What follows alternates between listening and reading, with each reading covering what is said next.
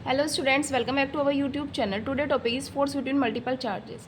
इसे हम principle of superposition भी बोलते हैं। So according to principle of superposition, when two charges exert forces simultaneously on a third charge, the total force acting on a third charge is the vector sum of the forces that the two charges exert individually. इसको समझते हैं क्या बोल रहा है ये। इसके कहने का मतलब ये है कि जो दो चार्ज होंगे हमारे, किसी तीसरे चार्ज पर मिलकर फोर्स लगाते हैं तो उसका नेट फोर्स कितना होगा। So according to principle of superposition, जो नेट फोर्स होगा वो लगाए गए दोनों फोर्स के वेक्टर सम के इक्वल होता है। अब इस चीज़ को समझने के लिए हम डायग्राम पे आते हैं। डायग्राम में क्या है, दो कोऑर्डिनेट है एक्स और वाई। अब यहाँ पे हम एक चार्ज लेते हैं जो हमें लेना है पॉजिटिव। अब हमने यहाँ पे चार्ज लिया है एक पॉजिटिव Q1।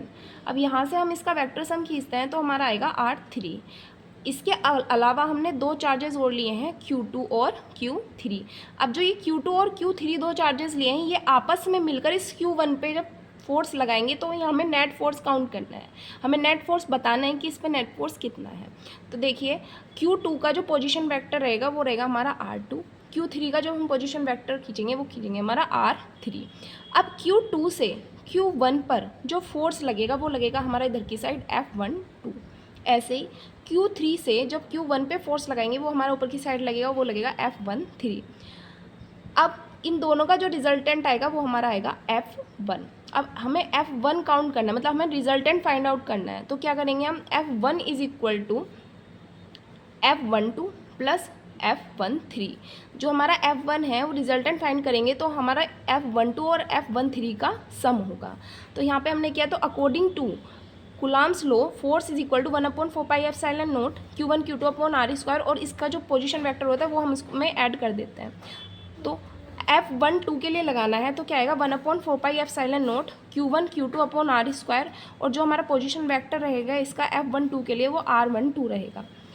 ऐसे ही F13 के लिए करेंगे तो 1/4πε0 Q1 Q3 upon are square, जो पोजीशन वेक्टर रहेगा वो हमारा रहेगा R13। अब यहाँ से हम क्या ले लेंगे, इस टर्म में से 1/4πε0 कॉमन ले लेंगे। तो F1 इज इक्वल टू 1/4πε0 हमारा बच्चा Q1 Q2 upon are square, position vector R12 plus Q1 Q3 upon are square, position vector आ जाएगा हमारा R13। ये जो आया है ये तो हमारा क्या है कि दो चार्जेस आपस में मिलकर किसी तीसरे चार्ज पर फोर्स लगा रहे हैं तो उसका नेट फोर्स है ये। लेकिन अगर ऐसे ही हमारे मल्टीपल चार्जेस हों, suppose that n multiple charges हों, तो उसके लिए हमारा जो फाइनल चार्ज आएगा, मतलब फाइनल जो हमारा नेट फोर्स आएगा वो कितना आएगा, तो उसके लिए करेंगे वह number of charges intersecting the resultant force on a particular charge is given by the vector sum of the force produced by the individual charge. तो उसमें जितने भी हमारे चार्जेस पे फोर्स लग रहा है वो क्या आएगा, उसके एडिशन के इक्वल आता है।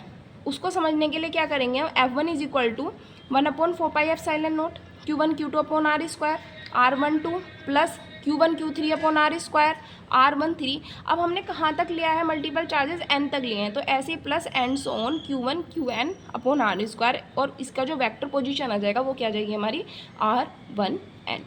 That is the force between multiple charges. Thank you.